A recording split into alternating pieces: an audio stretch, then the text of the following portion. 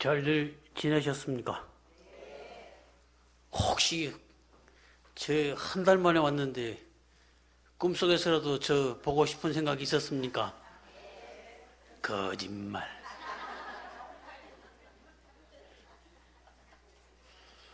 한 달이 얼마나 좋았으면 이 못난 법사를 보고 싶어 했겠습니까만 말이라도 그렇게 들으니까 기쁘네요. 스님께 부탁할 것이 있는데 이게 도전사 주소를 위에서 이어가지고 한번 읽어주시죠.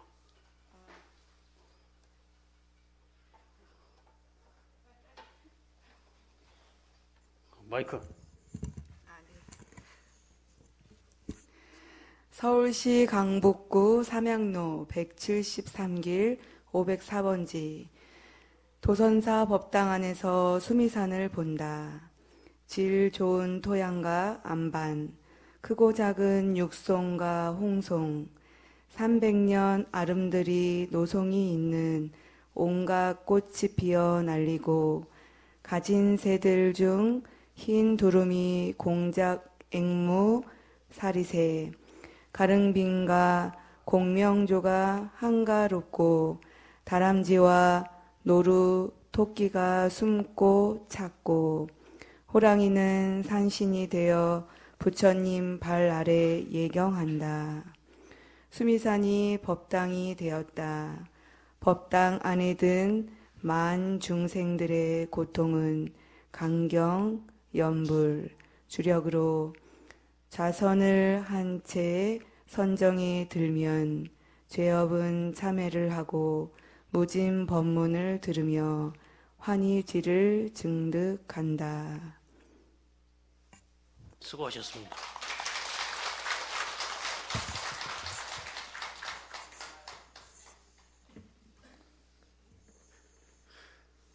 법당 안에서 이런 생각 해보셨어요?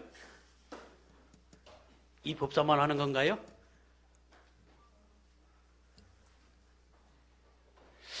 법당을 하나 지으려고 할 것 같으면 우리나라 금수강산에 있는 소나무, 온갖 질 좋은 돌, 여러분들의 정성 안 들어간 게 없죠? 오늘은 좀 놀면서 시험시험 가자는 생각에 내일 모레가 수능이고 얼마나 기도들 열심히 하시느라고 목이 타고 애가 타고 몸이 타는지 짐작이 될 것 같아서 오늘은 시험시험 가자는 생각에서 이것을 하나 써갖고 왔습니다. 이게 한 2005년도에 써놓은 건데요. 조계사 법당에 가만히 들어가 앉았다가 이제 한 생각이 들어서 이 글 썼습니다. 귀한 것은 나눠 가지면 안 돼요. 다시 한번 제가 읽겠습니다. 법당 안에서 산을 본다. 서울 우이동 도전사 법당 안에서 수미산을 본다. 질 좋은 토양과 안반, 크고 작은 육송과 홍송, 300년 아름드리 노송이 있는 온갖 꽃이 피어날리고 가진 새들 중 흰 두루미, 공작, 앵무, 사리새, 가릉빈과 공명조가 한가롭고 다람쥐와 노루, 토끼가 숨고 찾고 호랑이는 산신이 되어 부처님 발 아래 예경한다. 수미산이 법당이 되었다. 법당 안에 든 만 중생의 고통은 강경, 연불, 주력으로 자선을 한 채 선정에 들면 죄업은 참회를 하고 무진 법문을 들으며 환희지를 얻는다. 증득한다는 얘기죠. 환희지가 어느 지인 줄 아세요? 화엄경에서 나오는 그야말로 환희지죠. 기쁨이 넘치는 십지보살 중에 한 지기를 이야기하는 것인데요. 여러분들이 법당에 들어가서 이 생각 한번 해보셨어요? 법당은 그 굵은 기둥 한 300년 된 소나무로 돼 있고 바닥은 홍송과 적송 내지는 여러 가지 소나무들로 되어 있죠.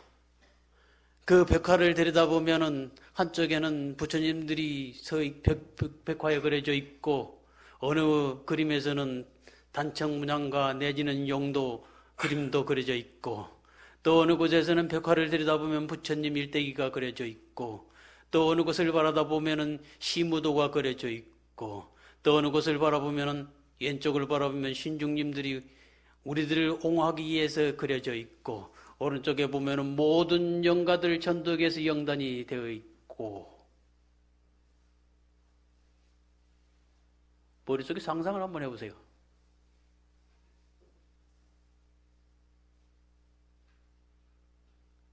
그 속에 내가 앉아서 부처님께 도랑도랑 연불과 강경과 자선으로 대화를 나눈다. 내가 부처님과 대화할 수 있는 시간은 오로지 그 시간뿐. 일상에 나가서는 삶에 찌들려 부딪히고 깨지고 엎어지고 속상한 일이 있더라도 부처님 앞에만 서면 오롯이 내 마음을 내세워 내가 할 수 있는 이야기와 내가 들을 수 있는 부처님의 이야기를 들을 수 있으니 나는 그래서 부처님이 좋더라. 박수!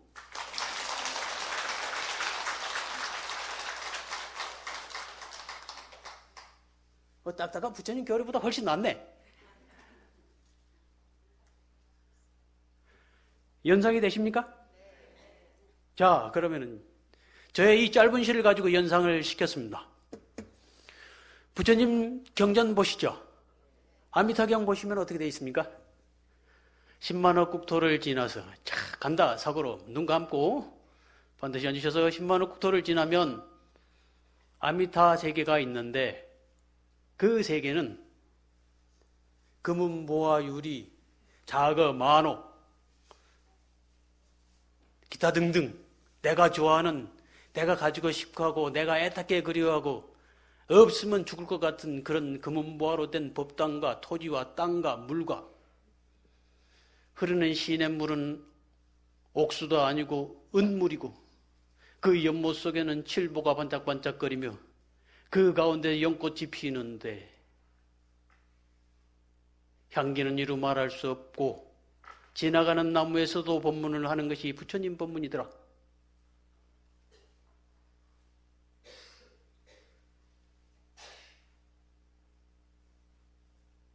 여러분들 지금 극락세계 가 계시는 거죠?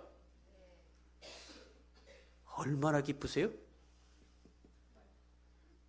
제가 그저께 49절을 지내면서 아미타경을 읽어드렸어요. 아미타경을 읽다가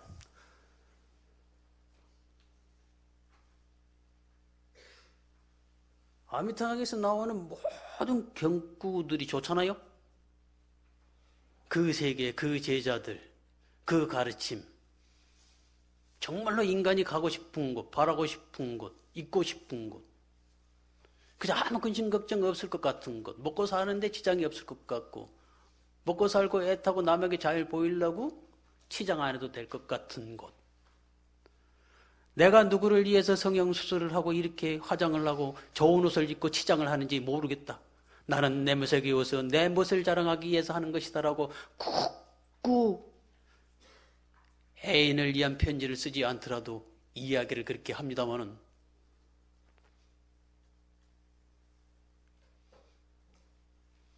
상대적 개념으로서의 상대에게 보여주지 아니해도 되고 상대에게 보여주기 위해서 나를 가꾸지 않아도 되고 치장하지 않아도 되고 그런 속에서 은연중에 향기롭게 피어나오는 연꽃 하나하나 위에 앉아있는 모든 중생들이 다 부처이고 그 부처님들이 모여 앉아서 아무 이야기 안 해도 서로가 서로에게 마음이 통하고 제가 여기 있어서 이렇게 애걸복걸하게 이야기를 해도 통하는 사람은 통하고 안 통하는 사람은 안 통하는데 극락세계에 가니까 통하지 아니한 것도 없고 통하지 아니하는 이웃도 없고 통하지 아니하는 나무도 없고 통하지 아니하는 새도 없고 졸졸졸 흐르는 물이 하는 이야기를 내가 들을 수 있고 듣는 마음이 나를 질시하거나 업신여기거나 나를 하대하거나 하는 일 없으니 그 또한 눈치 볼 일이 없어.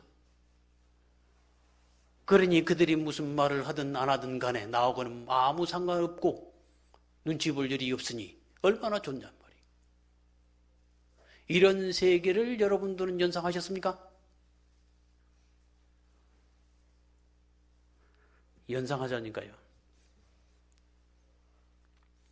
연불 하실 때 그냥 하시지 마시고 부처님 세계를 그리면서 연불을 하십시오.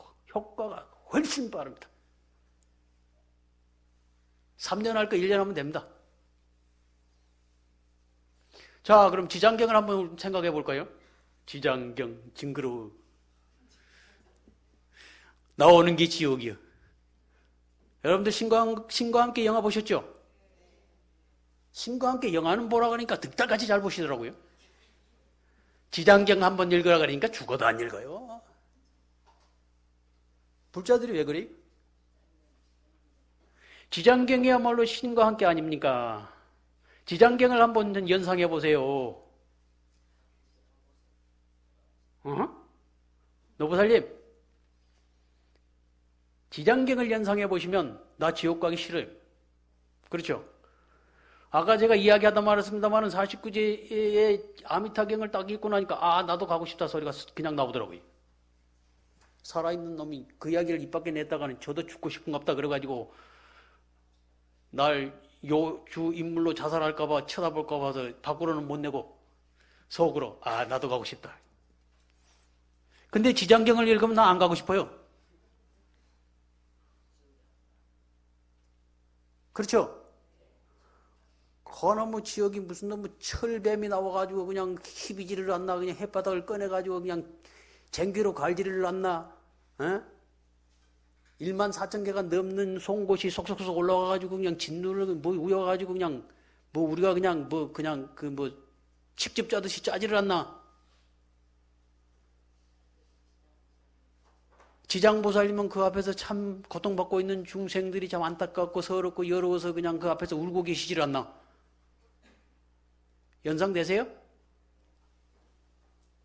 그러면 지장경 한 건 다 읽은 거죠. 자, 지옥 가지 않으려면 어떻게 해야 된다?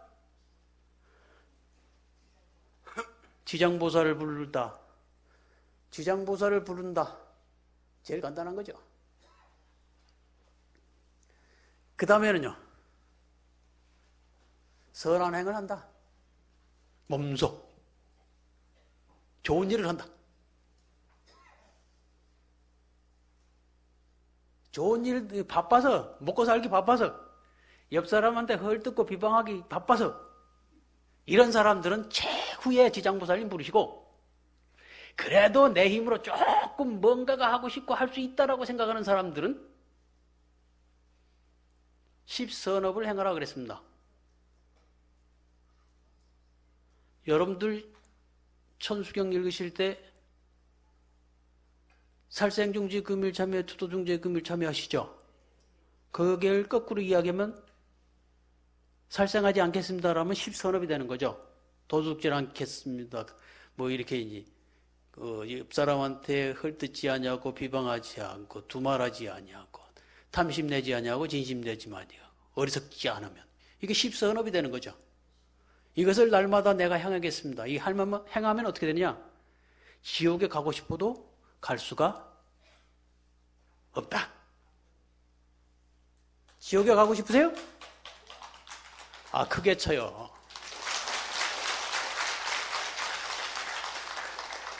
제가 법문하면서 박수치라는 이유가 있습니다. 졸지 마시라고.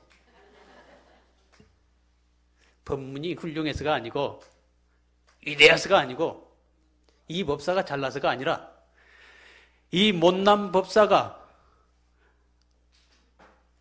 버벅거리는 말로 여러분들을 지루하게 하고 있지만 이 법사 역시 온갖 정성을 다해서 여러분들에게 쏟고 있는 만큼 졸지 마시고 즐겁게 들으시라고 박수를 치라고 그러십니다. 박수 한번 더 주시세요.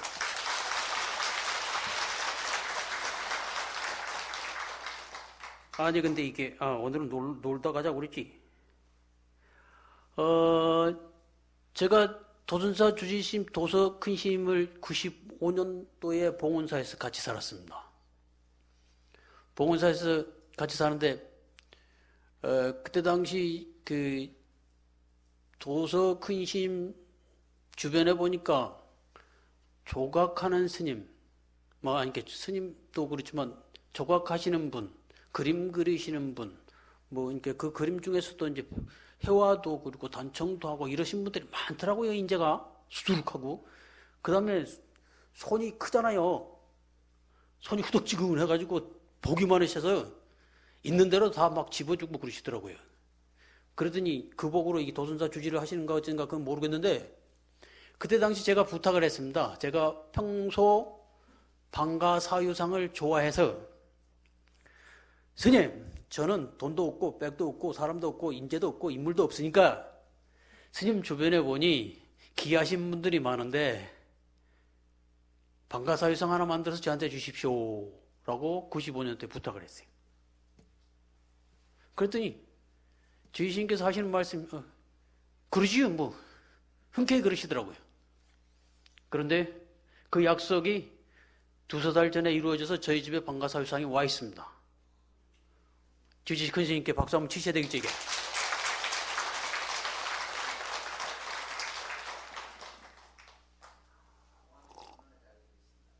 응?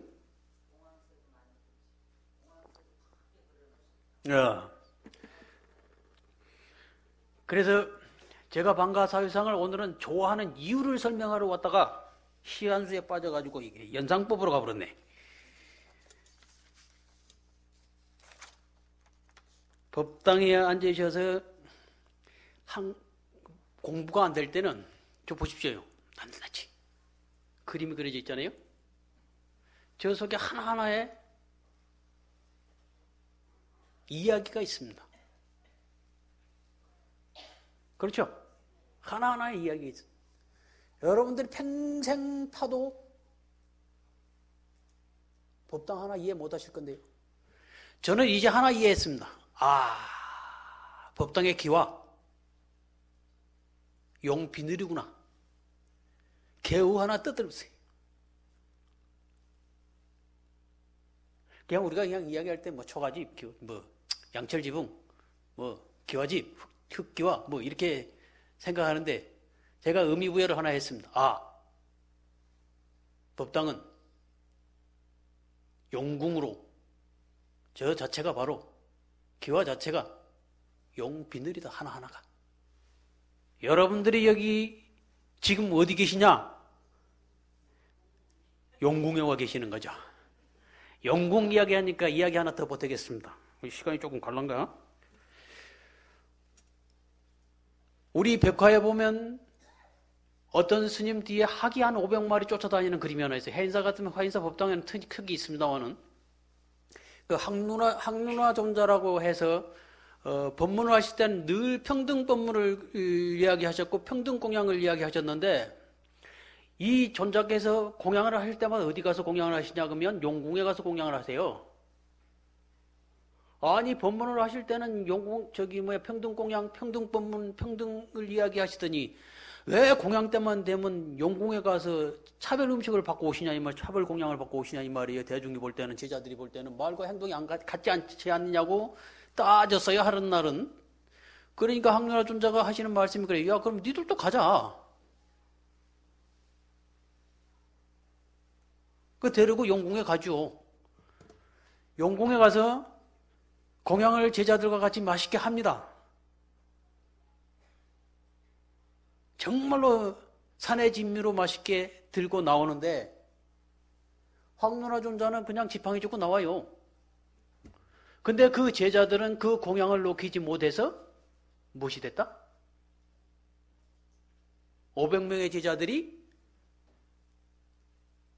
학이 됐다.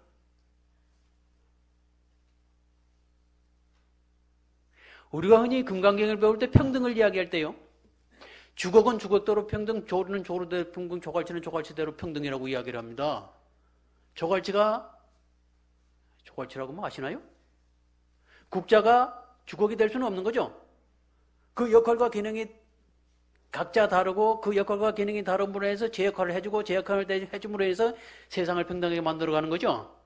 그런데 우리는 마치 주걱이 국자가 되어야 되고 국자가 주걱이 되어야 평등한 줄 생각하고 있는 분들이 많지요. 그러지 않아요? 여러분들이 이 대목만큼은 나한테 점지를 하셔야 되는데 대답이 없네. 맞죠? 신발은 신발대로 평등해야 되지. 그러니까 양말은 양말대로 평등하고 장갑은 장갑대로 평등을 해야지. 장갑을 발에다 신을 수는 없는 거잖아요. 근데 우리는 이것을 양말을 장갑과 똑같아야만이 평등한 줄 알고 사람들은 그렇게 인식하고 있습니다. 다시 말하면 용궁에 가서 공양을 할 수 있는 사람은 용궁에 가서 공양해서 공양물을 녹일 수 있는 사람들이 가서 먹어야지만이 나올 때 학야업보를 받지 아니하고 버젓하게 도인의 모습으로 나올 수 있지. 자신의 공부가 되지 아니했으면서도 불구하고 큰 스님들이 하는 행동만 따라하는 사람들이 있으면 그 사람들은 결국에 무엇이 된다? 업만 짓는다. 자신의 업을 녹이지 아니하고 타인의 행동을 따라하는 사람과 같은 사람, 우리는 꼭 사입이라고 그러죠. 우리 사회에서도 전문가들도 마찬가지죠. 전문 지식이 있는 사람들은 그 지식이 있음으로 인해서 아주 자유롭습니다. 그런데 곁에서 흉내내는 조금 부족한 기술자, 전문가들은 늘 불안하고 초조하고 남을 헐뜯고 비방하면서 자신의 이치를 드러내려고 하니 맞아들지가 않는 거죠. 그러다 보니까 비리가 생기고 그 비리 속에 자기 스스로가 숨다 보니까 그 죄는 더 커지다 보니까 어떻게 돼요? 살아서는 감옥에 가고 죽어서는 지옥에 간다. 다음 부처님 말씀 중에 제일 멋있는 말씀이 그 말씀 같아요. 자, 이놈아, 네가 오늘의 모든 사람을 속였다고 생각하지 모르겠지만 너 스스로를 속일 수 없는 법, 너 스스로가 속일 수 없는 그 죄 속에 내 스스로가 숨어서 금생에는 비록 젊었을 때 힘이 있을 때는 비록 감추고 감춰질지 모르겠지만 나이 들어 힘들고 이치가 낮아지면 그 죄상은 드러날 뿐만 아니라 그 죄상이 드러나게 되면 살아서 마지막에는 깜빵에 가고 죽어서는 극락에 가지 못하니라. 이게 지옥 간다 소리를 못 하겠고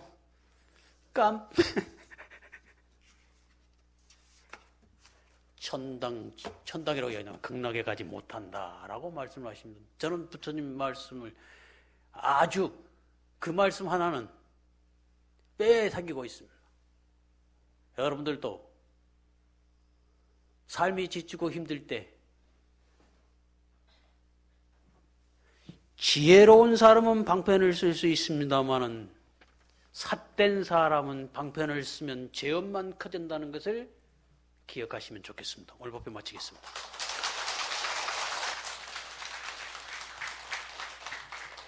오늘 법사 스님께서 각자 우리들의 마음마다 도량을 하나씩 건립해 주셨습니다. 다시 한번 감사의 박수 부탁드립니다.